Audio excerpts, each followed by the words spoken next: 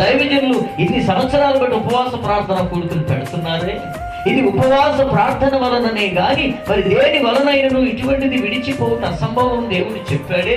మరి ఎందుకని ఈ ఉపవాస ప్రార్థనలో పాల్గొంటూ ఉపవాసాలు చేస్తున్నా, ప్రార్థనలు చేస్తున్నా జవాబు ఎందుకు రావట్లేదని దేవుని మీద అపనిందలు వేశాను. కానీ నా ప్రవర్తనలో సరిలేకపోవటం వలన దేవుడు నా ప్రార్థనకు జవాబు ఇవ్వలేదని ఈరోజు నువ్వు గ్రహిస్తే ఒక తీర్మానానికి రావాలి. నాయన, నా గుణమును దిద్దుకుంటాను, నా ప్రవర్తనను దిద్దుకుంటాను.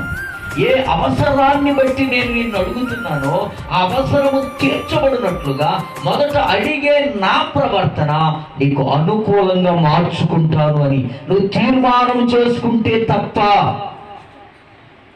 నువ్వు తీర్మానం చేసుకుంటే తప్ప, తీర్మానానికి వస్తే తప్ప నీ జీవితంలో దేవుని కార్యాన్ని చూడలేవు. ఇది